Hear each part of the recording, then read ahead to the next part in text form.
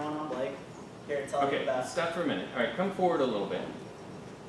Yes, zip-zap zoom position. All right, hands up a little bit higher. All right, so you're here to tell us about what? Why it's great to be...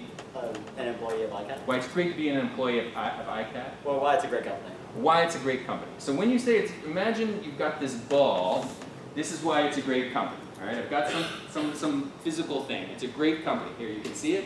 Start off by throwing that ball at us. And then when you finish throwing the ball at us, keep your hands here engaged and continue the presentation. All right, so start off with the ball. All right. So ICAP is a great company. Yes. Go. Keep going. Keep going. Keep going. I know. Just bring your hands back. So ICAP's a great company to work for, and there's a number of reasons why you should work there. So first, their internal-level staff, all their executive managers and C-level managers are all hired organically within the firm. So if you're in the position for, say, a few years, you're not going to have your position vultured by someone who just joined the company, which gives you some stability. You know that if you're Good. Let's stop for a minute. Keep your feet stable. Like, just imagine they're in that zip-zap zoom, ready to go. All right, hands in front of you. All right, now, give us your presentation. Keep going. So another reason why it's such a great company to work for is because of their philanthropic views. They're very charitable, and they spend a day devoted to giving all of their brokerage revenue to 200-300 some odd charities, which is more than most people do. It's more money that they give away than some companies earn in a year. Okay, stop. What do we think of that last run? Why was it better? Hands are higher. Hands are higher, Michael? Much more stiff. I mean, much more confident. He's not moving. Before he was making these kind of movements. Yeah. Here now you can focus on what he's saying, not his body. Yes. And did you notice at the beginning of that very last run, his tone of voice was a little bit louder? Yeah. Stronger. Just brings up a naturally louder tone of voice when we engage our body. Okay, excellent. So let's continue on with people we haven't seen before, and we'll go a little bit faster. I'll try to manage the time as effectively. So I think Siddharth is our next presenter.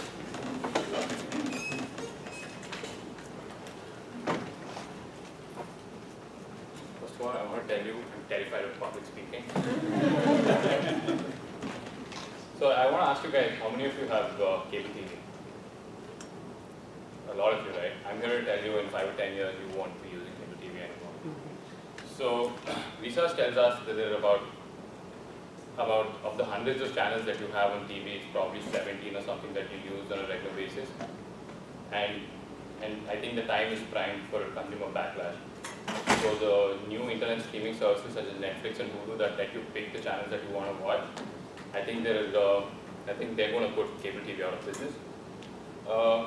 And there are some facts to corroborate this. So viewership of cable TV has dropped by 10% over the last year, and I think it's going to keep falling further. And I was just speaking to a consultant outside who works with Comcast, and he was saying that the number of broadband users actually has surpassed the number of cable TV users over the last 1 year. This is for the first time that's happened in the history of Comcast, which again tells you that cable TV is not on a solid footing. Finally, a lot of people tell you that cable TV is still safe because of the range of sports programming that they have. But I'm here to tell you that ESPN is already online with Sling TV, and Apple is apparently in talks with ESPN to bring them online, so you really don't need cable TV to watch sports on, to watch live sports. So, in conclusion, I'm here to tell you that. In conclusion, I'm here to tell you that pay TV is in the past and internet streaming is the future of entertainment. Thank you. Good. Stay up there. Stay up there for a second. All right, comments for Siddharth? Kind of moved a little bit, and then I felt like at the towards the end of his sentences, he sped up instead of kind of slowing down. Okay. To deliver like the main point that he wanted to deliver at the end of the sentence. Interesting. Let me point out at the end when he said, I don't know what my conclusion is, that gave him enough time to think about what his conclusion was. And instead of saying, gosh, I don't know what my conclusion is, he could have just paused. Yeah. Or Taking a sip of water, right? Okay, so let's try it without the paper, because I think the paper is helping you use your hands in a way that is counterproductive to your speech. And we just want you. Want to go again? Yes, yes. All right, so feet stable in zip-zap zoom position. Yeah, stand forward, step forward a little bit. Step forward. Step forward. Yeah, there you go. But feet shoulder width apart. Yes, yes. Slide them in the knees. Okay, so you're ready to zip-zap zoom important stuff to us. So just start at the beginning of your presentation and go. So I'm here to tell you guys that cable TV is not going to exist in 5 or 10 years. The reasons are, research tells us that... Stop for 1 second. So when your hands are not gesturing, just hold them just ready to zip-zap zoom one direction or the other. All right, go. So research tells us that people don't use more than 17 channels of the hundreds of channels that they get on cable TV. And with new internet streaming services such as Netflix and Hulu, you can choose the channels that you want to watch and really not pay hundreds of dollars. Stop for 1 second. You're still doing a little bit of the pacing. Yeah. All right, so slight bend in the knees, but just stable beyond that. Go. Should I start over? Wherever. Okay, another reason I think cable TV is not going to last in the future is because... Okay, good. So I should All right. Go ahead and have a seat. I put you through a lot at the end there, but I think we saw some improvement with less body motion. All right. It was not as drastic as I had hoped. If I had more time to work with you, I think I could stabilize that and get a more powerful presentation. But good. So thanks for letting me torture you a little bit. And let's get the next person up. Next new. Go ahead. Yeah. I have a question. What do you do when you go blank on stage? Just, remember we said that pause, that time you said, what is the thing I'm trying to think of? That was enough time to give you to think of the conclusion. A pause could have accomplished that just as much, just as effectively. Is it okay to pace when you're trying to gather your thoughts? Okay, the question is it okay to pace when you're trying to gather your thoughts? I would say not so much, because if it's clear that you're trying to think for a minute, I would just hold still. Because if you're trying to think and then you start pacing, it could be dangerous. That would be my answer. Go ahead. So as the competition in pharmaceutical marketing keeps growing exponentially, it's harder and harder to differentiate our products, our drugs. There's so many drugs out there that doctors don't remember our drug. And we need to change that as our company. So what we need to do is we need to improve our promotional efforts. We need to get employees that can deliver effective marketing. All right, if it's all right, I'm going to stop you there, and I'm going to point out how effective your hand gestures are. Did that come from the zip-zap zoom exercise you just did? A little bit. All right. I think is it all right if I just stop you there and we move on? Okay. All right. Next person.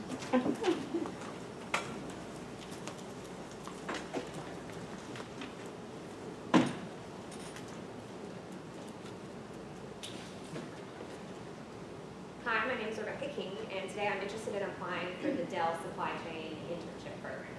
So in my previous role, I actually was able to monitor the profitability of some of our product lines, but I was never able to, or it was outside the scope of my job, to actually come up with solutions to improve that profitability. So I think that this internship program would be a very good a very good opportunity for me. I think I would be an excellent candidate because of my analytical abilities, my teaching experience, and my performance management skills. So, the Wi-Fi stopped me. Okay, fine.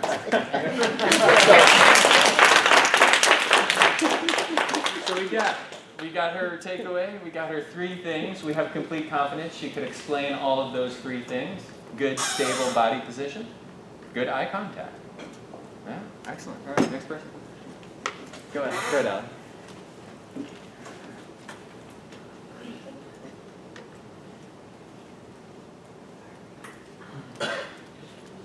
How many of you have pets, whether it be a dog, cat, maybe a bird? I love animals. I remember the day I brought my dogs home, and it's really exciting. but before you bring them home, you decide where you're going to get them. And I'm here to explain to you that adopting an animal is much better than buying an animal from a pet shop for 3 reasons. The first is that there's an overpopulation of animals in shelters right now. The second is that pet shops and even online, it's an inhumane sourcing of the animals. And third is that adopting an animal is a lot cheaper than buying it. So first off, the overpopulation of animals at shelters is a really big problem. Every year, at least 2.5 million dogs and cats are euthanized because there's simply not enough people purchasing the animals. There are not enough people to adopt them. So the shelters don't have the capacity to keep them. They don't have the resources, the funds, the space. So these animals have to unfortunately be euthanized. So if you decide to adopt, then you can save one of these animals from being euthanized. The second reason is inhumane sourcing from pet shops. A lot of times pet shops and online retailers, they buy their animals, dogs and cats, from places like puppy mills, where it's really sad. Unfortunately, they basically just house these animals in cages to breed them for the rest of their lives. And it's really sad and unfortunate, and if you choose to adopt rather than buy, then you are going against those puppy mills and hopefully eventually putting them out of business, which is the ultimate goal. The third reason to adopt rather than buy is because adopting is just a lot cheaper. I think the fee for adopting is around $100 to $200, and that's the donation to give to the shelter. Whereas if you purchase a dog, it could be $1,000, $2,000. It can be really expensive. So it's just cheaper for you. And a lot of times they already come vaccinated, so that's a plus also. So it's better to adopt rather than shop because you're getting there. 3 reasons. For 3 reasons. First is that you can help out the problem of the overpopulation at animal shelters. Second is to stop and prevent inhumane sourcing at pet shops and online retailers. And the third reason is that it's a lot less expensive for you.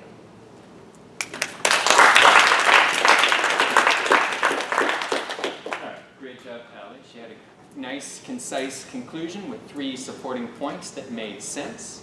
What did we think of her body language? I thought it was perfectly. Stay on. Like movement, she was shifting her weight from one leg to the other, but it wasn't distracting at all. Okay.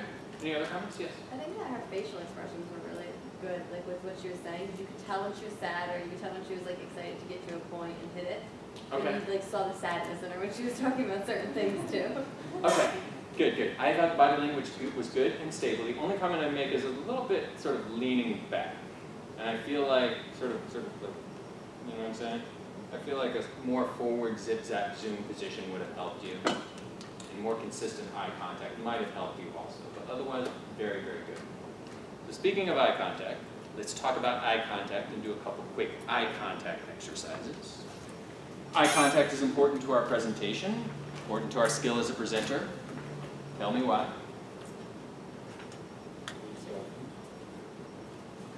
Yes, Lynn. It's just engaging. To me, it promotes confidence, and it's just engaging, like I am talking to you, you, and you. Engaging. Singles out your audience. Matt. No, you stop. It's like, no one's about. Okay, yes. Okay, confidence. Blake? You want to make sure they're listening? Okay, yeah. You can convince someone to put down their cell phone just by looking at them, yeah. And if they're not listening, if you make eye contact, they'll come back. They'll refocus. Yeah, yeah, yeah. Eye contact helps us engage our audience, helps us connect with our audience, helps us feel that we're talking just to them, or specifically, not just to them, but specifically to them, perhaps among other people. Matt? Overall, it's just more personal. Yeah, absolutely. So we need to make eye contact so our audience feels that we're creating that personal connection.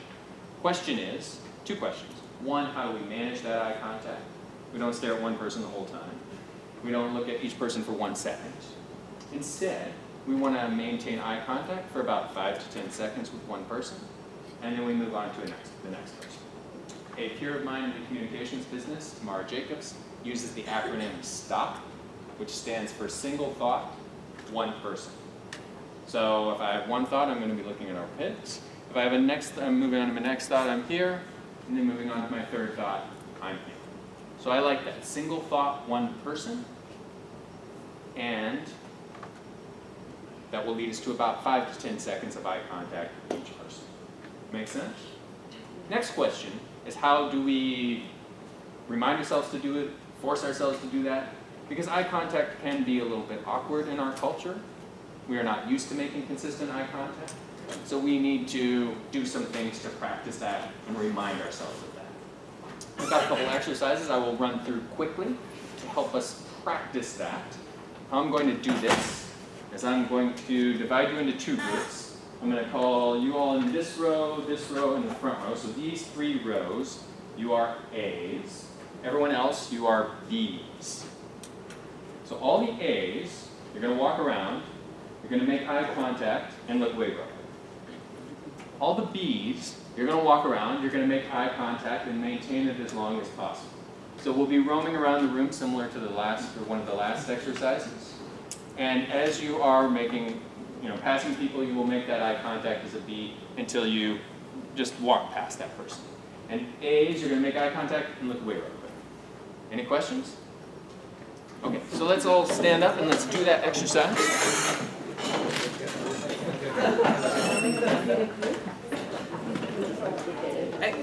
All right, so go ahead and aimlessly walk around and begin the exercise. If you're an A, eye contact, look away real quick. If you're a B, eye contact as long as possible.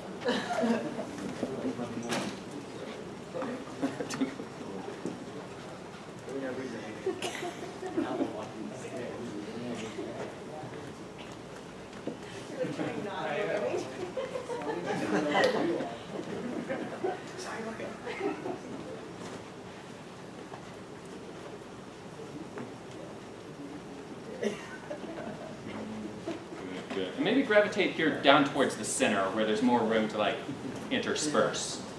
Yeah, if everyone sort of gravitate towards me. Sort of make this our melting pot, I guess. Yeah, there we go. There we go. All right, so this is our bounce around like molecules area.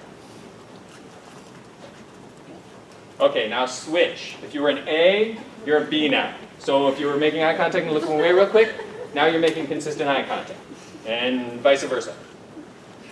All right, continue, but move towards the front so we have room to intersperse.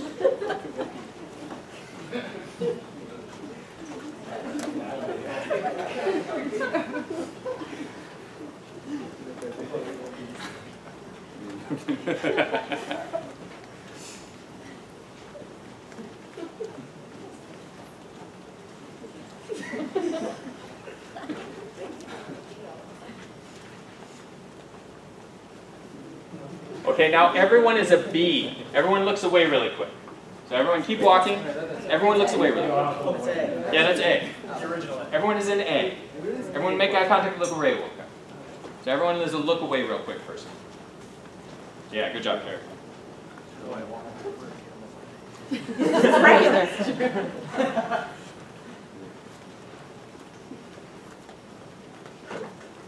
Look away. Eye contact, look away. Good job, Matthew. There you go, Lee. There we go. All right, last one. Everyone is a B. Make eye contact as long as possible. There we go.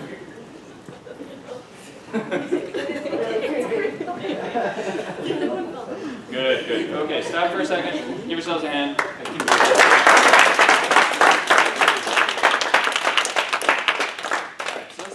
How was that exercise for you, and what are the possible takeaways you think I will suggest on that exercise?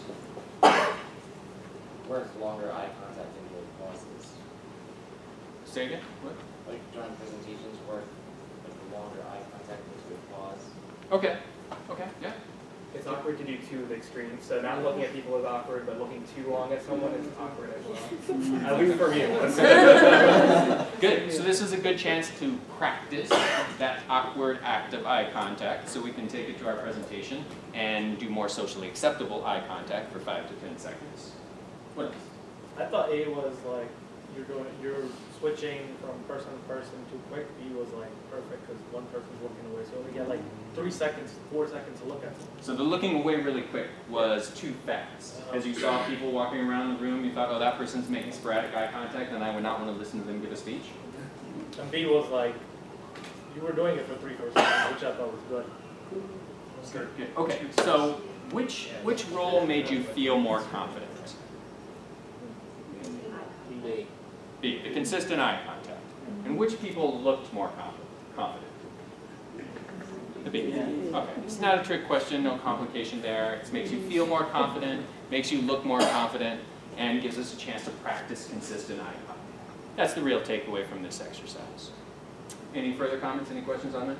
Yes. I would say when we're doing A, it kind of feels like you're rejecting the person, whether the audience or. But when you're doing B, it's the complete opposite. Like I might be interested, maybe I've seen you before, maybe I know you from somewhere, or maybe I like you, you know, something, but you're interested. So that can relate also to that. Yeah. So when you're giving a presentation, you don't want to give the audience the feeling that you're rejecting them, right? So you want to make that eye contact. I love the way you said that. It feels like you're rejecting them when you look away really quick. So maintain that eye contact to connect with them. Okay, so we're moving on to the last exercise. I like to joke about this one before we start. I like to say that it gets a little weird, and it does. It's called stare at your partner for 60 seconds. Now, choose your partner very, very carefully, because at the end of this 60 seconds, you're going to know all their intimate secrets. They're going to know all your intimate secrets. You're going to have this weird bonding experience. So go ahead and find a partner. We'll begin the exercise and we'll debrief it afterwards. All right, so find your partner. Don't start the exercise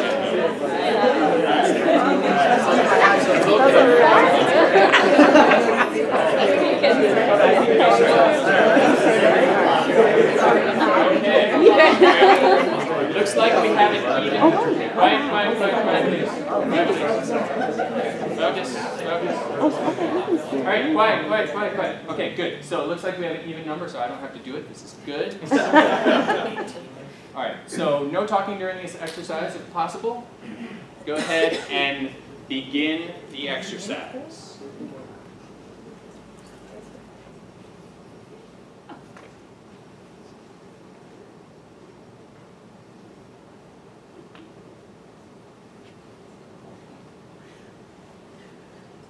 All right, 15 seconds done. It's not long at all.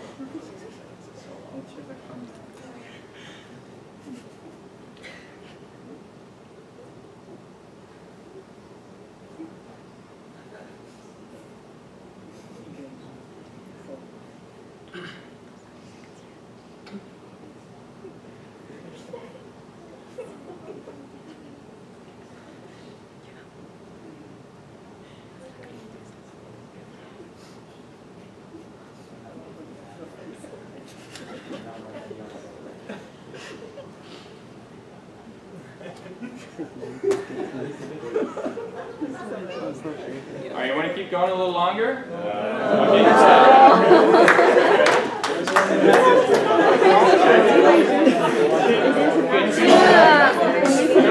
and have a seat. Go and have a seat.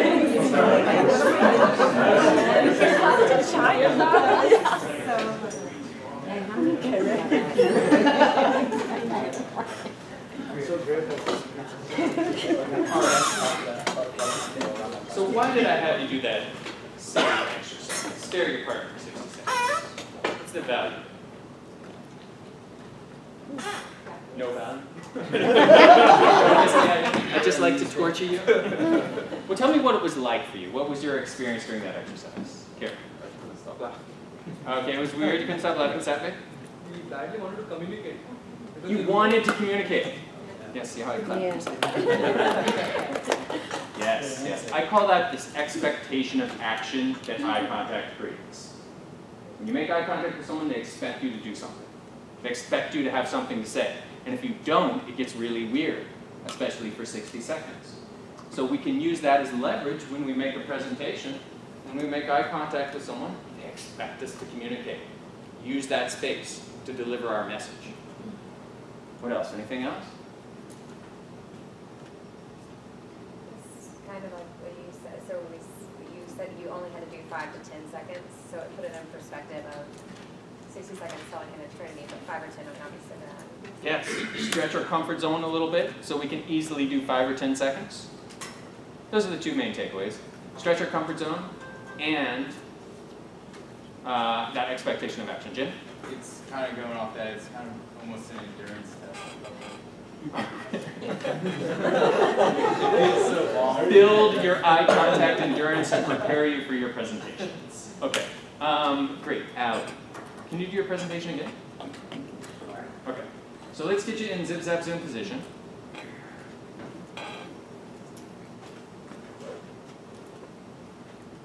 Stand forward this time. All right, so feet, stay with shoulders. Oh, slight bend in the knees. Yes, yes. Hands here. What I'm gonna do, I'm gonna direct your eye contact. So the person I'm pointing at, you make eye contact with that person until I point it with someone else. Until I point at someone else. Okay? Make sense? All right. So go ahead. Start. There. Hold on, now I forgot. Animal adoption is good for 3 reasons. So there are 3 reasons why it's better to adopt rather than shop when you're looking to get a pet for your family. The 3 reasons are: first is that there's an overpopulation of animals in shelters. Second is that there's a lot of times animals at pet shops or online come from inhumane sources. And the third reason is that it's just a lot less expensive to adopt rather than shop from a pet store. Okay, I'll stop you there. What do we think? So, why was that different or better? She's engaging to be engaged. Yeah, Blake. I thought the points flew smoother as she went like from second to third, like a different person. Yes, yes. It was more of a personal touch. Yes. Yeah, yeah, absolutely. Absolutely. Thank you. Thank you. Amol, can you do your presentation again? Sure. I'm going to do that same thing. I'm going to do the pointing, and you make eye contact with the person that I'm pointing at. Okay. Remember we noticed the sway to your upper body? I want to slight bend in your knees, zip that zoom position, and start your presentation based on who I'm pointing at. When students are making the decision to go back to school, an important decision is whether or not to live on or off campus. The most important factors to consider are related to time management and productivity. When living on campus, When he says a filler word, everybody snap their fingers. When living on campus, it gives you a competitive edge.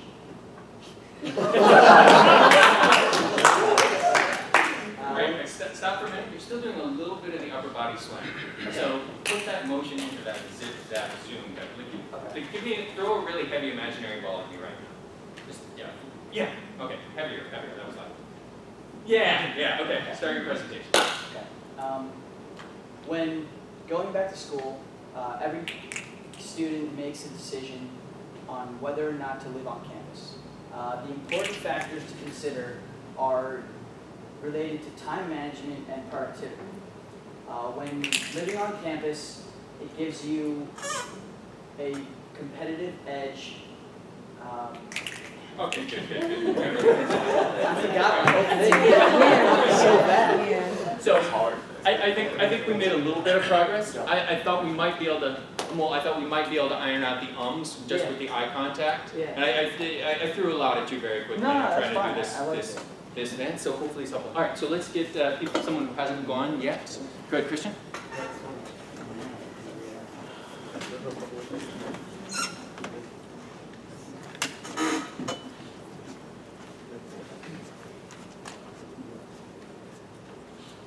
Hi everyone, my name is Christian. I'm here to talk to you today about why everyone should drink Starbucks coffee or their products over other competitors such as Dunkin' Donuts. And the 3 main reasons are the large variety of products that Starbucks offers, the relative price. I know a lot of you think it's more expensive, but the relative price. And also Oh, the caffeine count in their coffee products. So the first point is there's a variety of products for everyone. Starbucks has coffee, they have frappuccinos, they have iced teas, green teas, lattes, hot teas. They have literally a product for every single person, and you can also customize it with skim milk, no foam, extra whip, caramel, drizzle, and you can make basically your own product right there. The second factor is the relative price. If you look at this kind of ties into my third point as well. If you look at the relative caffeine count in a cup of Starbucks, it's a lot higher than any other name brand or any other coffee that you'll buy. So you might only need one Starbucks cup, which might cost you 40 cents more than Dunkin' Donuts, which is like $1.83 for a medium. But you're paying $2.25 for your medium at Starbucks. You are only going to need that one Starbucks coffee throughout the day, whereas for Dunkin', you're getting a lot less caffeine, so you might have to go 2-3 times. So relatively, for the price, you're getting a lot more caffeine, a lot more kickstart to your day, and that is basically why I believe that ties into the price. So overall, in the long run, I do have Starbucks today. In the long run, you're actually saving money if you're buying less coffee because you're getting your caffeine amount in smaller purchases instead of going more frequently. And that's why I believe everyone should purchase Starbucks products for the wide variety, the caffeine count, and the relative price.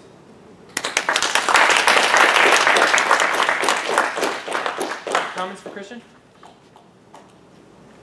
I thought you were very good, but I would like a little bit more like tonal inflection, like so I knew what was important. Okay, I would like to see a more confidence and enthusiasm overall. There are 3 reasons I'm excited about sharing with you. Like I just drank coffee. You seem a little laid back for someone who drinks coffee. You're just kind of slow and casual about this. There's also a little bit of swang going on. If we had more time, I would do the zip zap zoom. And the eye contact was a little sporadic. I would do the pointing thing with you as well, and I think that would make a difference. But the main thing is more enthusiasm. 3 points. I'm excited about sharing these 3 points with you. So I think that might go through a process of just thinking through why it's exciting, and maybe a little bit of practice to help you polish those. Because if you're not excited about this, and you don't really intimately know the caffeine count in Starbucks and aren't really excited about sharing this with us, it's going to make us less excited to listen to you. All right, next person? Great, go.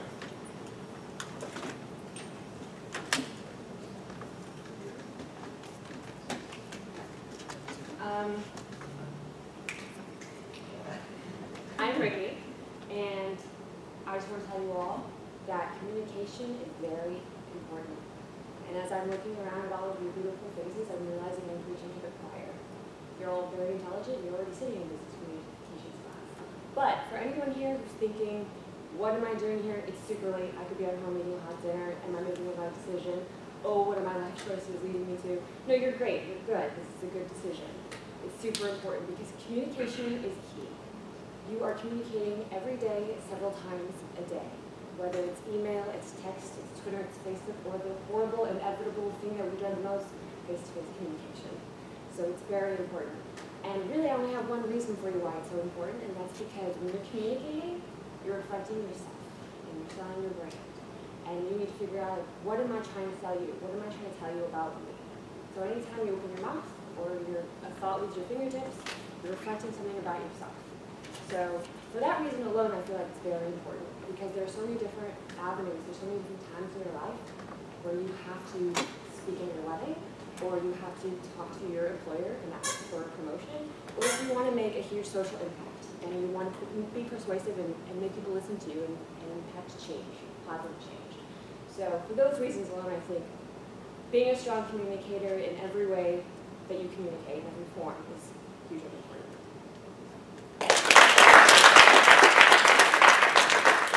Good job. All right. 2 comments, Arun Preeti. It was very quick and responsive to this session. Like she must be having a topic in her mind, but she gave the examples and response to whatever happens since the beginning of the class. Absolutely. Siddharth? Very good body language, she used her hands well, and she made very good eye contact with the audience. Yeah, she did use her hands well. She wasn't as forward and engaged with her hand gestures and her body as I would have liked her to been. If we had more time, I would say come forward with the zip zap zoom and throw that imaginary ball at us.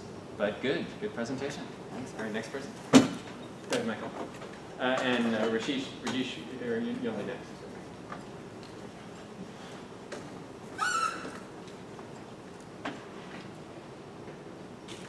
I just want to set the stage. I'm talking to small business owners, and it's going to be about accounting software.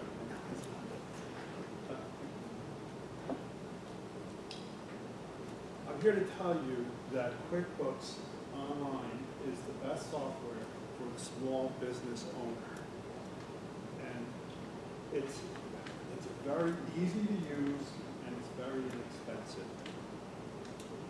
QuickBooks Online allows a business owner to focus on the business rather than the day-to-day operations, like putting in transactions, entering deposits, invoicing. So QuickBooks Online allows you to focus on what's going on rather than the day-to-day stuff. QuickBooks Online can be... Michael, can I stop you? Can I do the eye contact thing? Yes. All right, so eye contact with the person I'm pointing. Just keep going. QuickBooks Online is very mobile, and it allows QuickBooks Online can be used on Android tablets, that can be used on iPhones,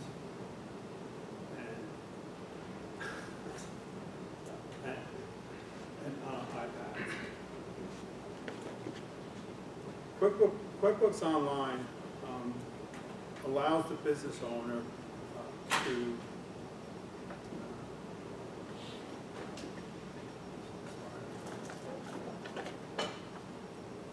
Just continue. Forget the eye contact exercise. I'm throwing too much at you. That's fine.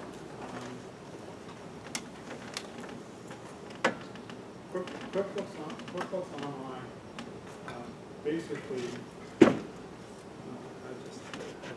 Okay. All right. So we'll stop for a minute. So I think what might have happened there is what I wanted is a little bit more sincerity from Michael. I wanted to hear him and his perspective on this. I felt like he was getting a little bit too technical. And we want him. We want his valuable insight. And that's what I think eye contact can sometimes help us with. But it's tough. It's absolutely tough, especially when I throw that at you in the middle of your speech. Why don't you just go back to the very beginning and just just repeat your introduction and try to see if you can capture some of that connection with the introduction, and then we'll just stop there. Okay. I'm here to tell you about QuickBooks Online. QuickBooks Online allows the business owner to concentrate on his business rather than focusing on the day-to-day operations. QuickBooks Online allows the business owner to grow the business and focus on the business, so he's not bogged down by the day-to-day operations. Also, QuickBooks Online allows you to download transactions, which makes ease of reconciliations. It connects to your bank account, so you can bring in the transactions, and also it allows for multiple users. Now, this is really important because some accounting programs only allows for one user at a time. Here, you have multiple users, so you can keep the workflow moving swiftly. QuickBooks Online is very turnkey, and it's very easy, and you don't have to think, because you don't have to ever back it up. It's on a cloud-based solution, so which means that you never have to worry. It's in a safe place all the time, and you can access it any time. You can get live reports. You can see how your business is doing.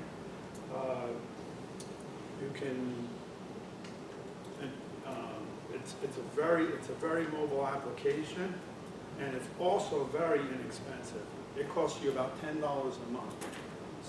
So with all these reasons, being mobile, be able to download your transactions, being to get information, being inexpensive, it gives a great solution for a small business owner.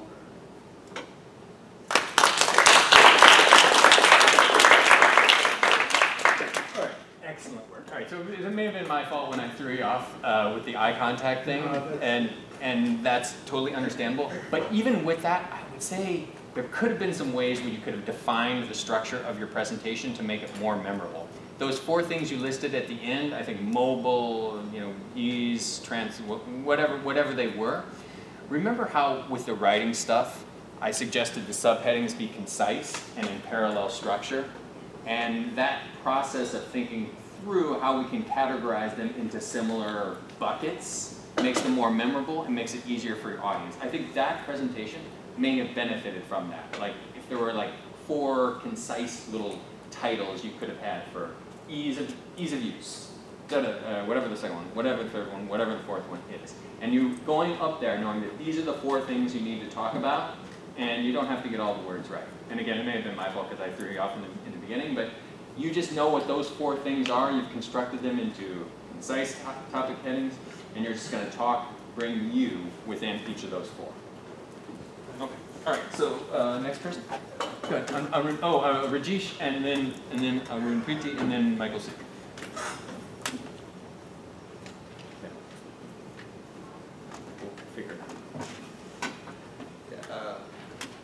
I'm a strong proponent of reading, but then that's not the topic I'm going to talk about today. I mean, that's boring, right? So I'm going to talk about whether it is always better to read a book which has an alternative movie as well, or a series.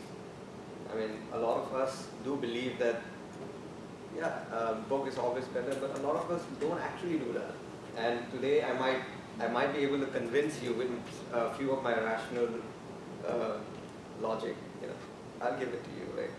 Firstly, what I would say is, when you read a book, you can actually imagine the character, the story. It all depends on your interpretation and your imagination. When you are given a movie which already has a screening, it's like you are already restricted. You're already bound to that particular character or something. So when you really read a book, you have your own independence of imagination. So that's one thing. And if I'm supposed to give you an example, then this is a different book. This is a different book, and then the comparison is a different movie. Like there was, but both based on slavery. Like there's a book called a place called Freedom by Ken Follett. Even today, if I just think about that book, it's crystal clear. I mean, I can really see the story happening. But then there's another movie called 12 Years a Slave. That is a fantastic movie on the same topic. But then it is not as green or as clear as the book. So that's one reason why I would suggest. My second reason would be sometimes the movies or the series are bound by different limitations such as budget or the show time that they have. So they are not able to actually give you the entire thing. So it is wrong for, I would give it to you from 2 points of view, from the reader perspective as well as the author.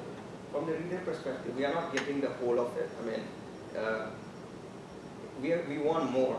We want more of it. And then from the author perspective, it is not doing justice to his creativity. The whole thing is not given to you. So that is 2 major points. And the other point is not related to this, but then it's the other benefit. Like when you read a book, you do have better concentration, and then it helps you build up your vocabulary, which you can help in different parts of life. So I hope next time you read a book, even if you have an option of watching a movie before you watch it.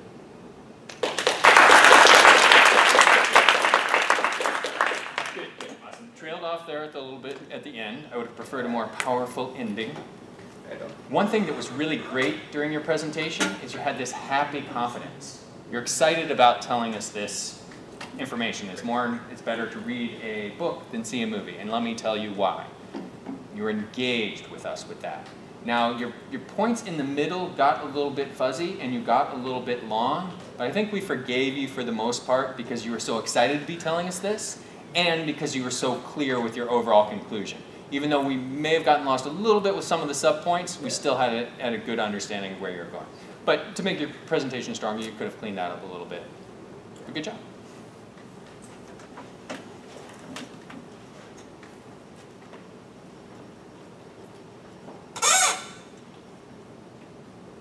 Hello all. So we have already done with many of the pitches, so just one more. So my topic for today would be that why did I choose business communication at the start of my career? The start of my career is within first semester itself. Most of us are aware that we are required to take 12 credits per semester, and we were already registered by Student Services for courses which sum up to 12 credits. Still, then why did I decide to take up business communication in my first semester? First, I come from India. English is not my native language. Second, I am in a particular program where my presentation skills and my business writing skills will be tested many number of times. Third, I wish to improve my behavioral skills. After knowing about the course, I visited the website, read about the course content, I talked to seniors, I learned and understood about the program during the orientation.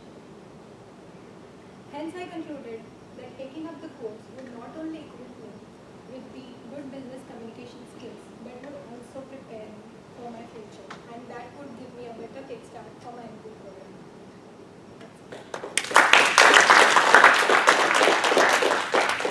Excellent. All right, clear overview. And you know what? I was able to understand your words and your language very well. Sometimes when you ask questions during class, you talk with a very soft tone, and it's hard for me to understand you. But what was the difference there when you were standing up? With the tone, I have heard that sometimes I accept my voice tone. Sometimes I talk very low.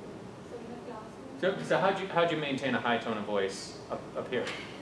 Because I have kind of practice of standing there. Okay.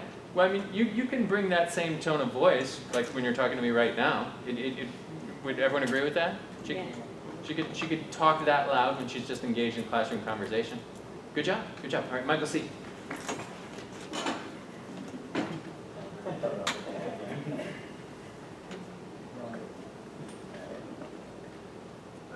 Everybody, my name is Mike, and I'm here to tell you today why, given the choice, passive investment management in the long run is a better choice than active investment management.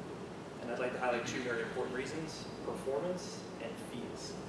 Looking at performance, on a 10-year basis ending in 2013, active managers only about 45% outperformed the benchmark index. Now looking at 2014, a shorter year period, only about 20% outperformed. Point two, looking at fees, active money managers carry a much higher fee structure than passive money managers due to the high frequency of trading. So investors are essentially paying money managers to outperform an index, which most of them don't, for index-like returns. Now, given those 2 points, in conclusion, passive investment management for the long term produces better returns than active passive management. Good. That's what I do. I'm a passive investor.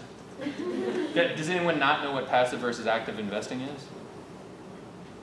Okay, that was my only comment, that we might have needed to clarify what passive versus active. 1 to 2 minutes, that can What? turn into a 40-minute That can turn into a big, explosive conversation. All right, so here's what we're going to do. We're going to finish up class. We're going to break into teams. Who did not go? Okay, so if you did not go, you have a couple options. 3 options. 1, just not do it, and you'll get full credit. 2, you could stay after class, and I could give you feedback. Or 3, if you don't want to stay after class, you want to schedule some other time, we could do it in the middle of class some other time just to make sure you do this.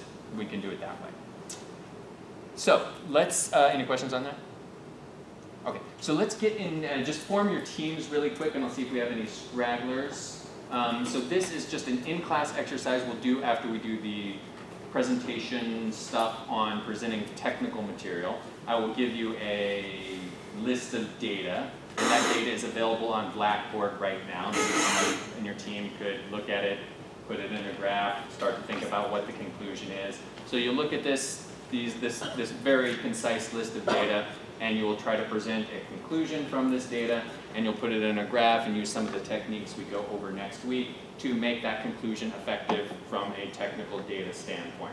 And I just want to give you the opportunity to form teams now so you know who can bring a laptop, so you can spend about 20 minutes working on it next week, and maybe if you want to do a little bit of stuff beforehand. Does that make sense? Okay, so get in teams of 5 or 6, and let's just make sure everyone has a team.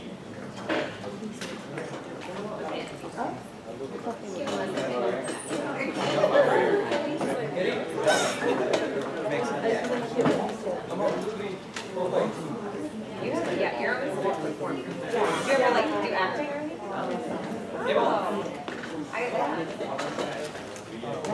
Okay, so everybody's good. So you're a team of 5, and what do we got here? You have 4?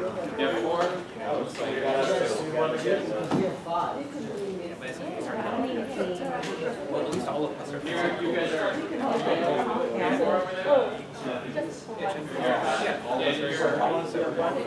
5. Okay, 6.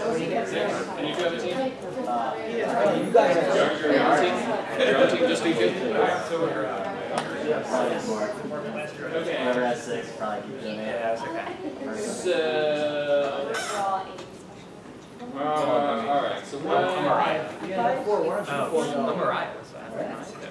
Okay, and then one of you donate one person, and one of you guys donate one person to this group. Vote one person off of your team and send them.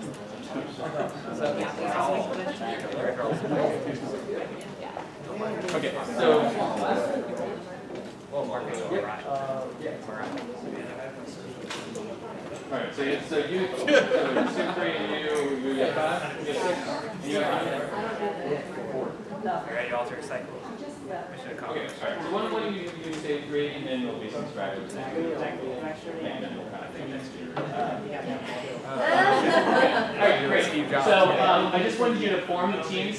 The data is available on Blackboard now. It's where everything is under the course materials folder. I think it's under tools and examples, and it says presentation. You can just take a look at that data and start thinking about it if you want to, but don't go overboard with it. Just maybe get it on your laptop, try it out in a graph or 2, and be ready to formulate how you're going to present that data. I'll give you about 20 minutes at the end of class before we present it, so just as long as you have a little bit head start, you're good. So, great. Like I said, if anyone I didn't get a chance to see your presentation, you're more than welcome to do it now while it's fresh in your mind, and it'll give you more feedback. Or we could form another time, or you could just not worry. Thanks. See you next week. Well, we don't have to talk about this all data online. No, one is I don't like do the data analysis.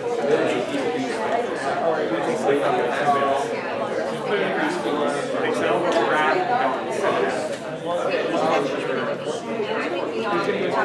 Look at it, just chat it, and just be like, sounds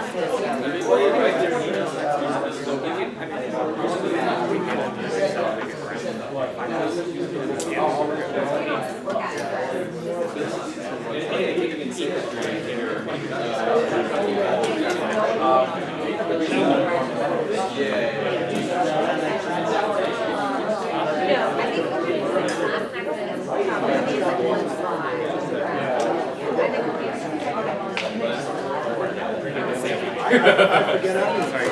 I know books.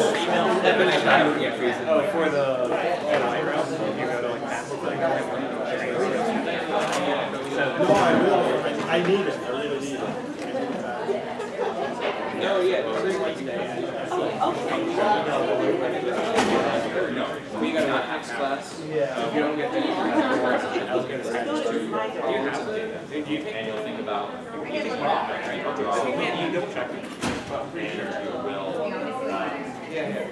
we'll put that in the graph before that. Yeah, 9:30. Let me just, real quick, let me just make an announcement real quick.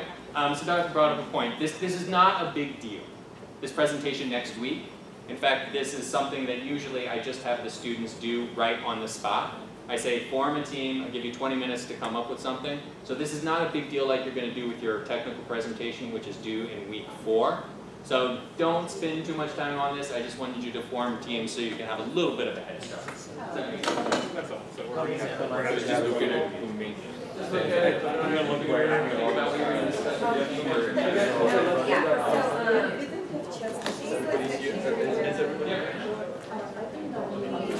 So everybody, there's a self-sheet. And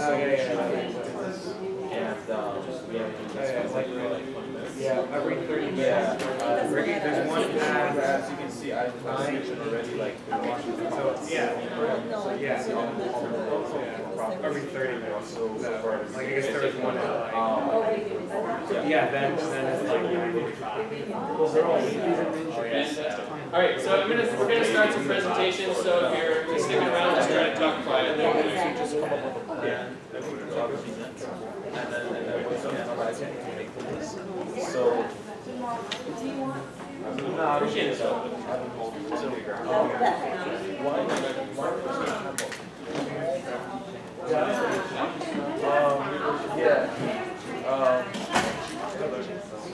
yes?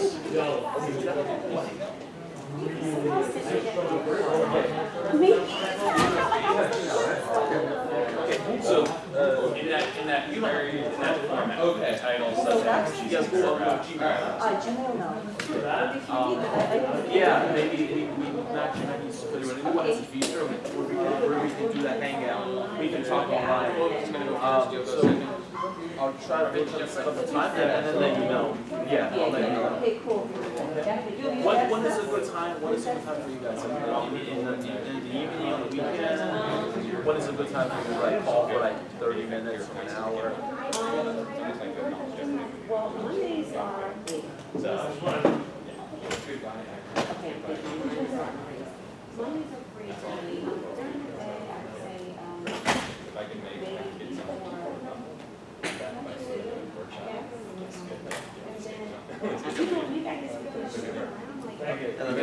That's for us, we're full-time students. So we have class.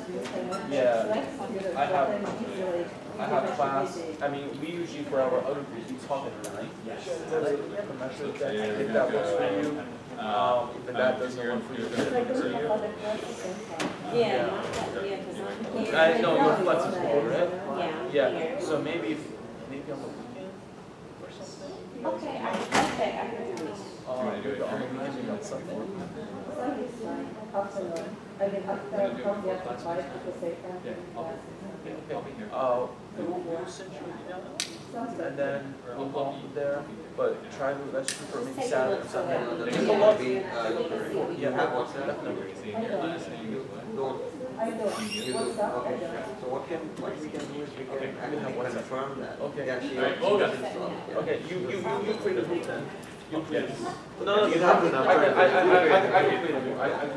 I'll create a group on the WhatsApp. Okay. I will also let one of those do and then we'll go from there. Okay. But now tentatively, Okay, go look at this. Sunday, sometime after 5. Go. Sure. Sometimes after 5 or. Okay, so Yeah. guess what? We'll improvise and then we'll see. Guys, if you're going to stay here, please talk very, very quietly. We're going to do a couple presentations. Go ahead. I'm just curious if anybody heard about this country, Belarus. Yeah. But I'm pretty sure no one been there. So I'm going to tell you the advantages of this country. First of all, its location. It is located in the heart of Europe between other countries like Russia, Latvia, Lithuania, Poland, and Ukraine. Second, it has amazing food and including very famous food like draniki with fried pancakes. You can taste this food with different drinks as well. The very famous and popular drink is vodka. If you don't like vodka, you can also taste homemade vodka. The third reason to visit this country is hospitality and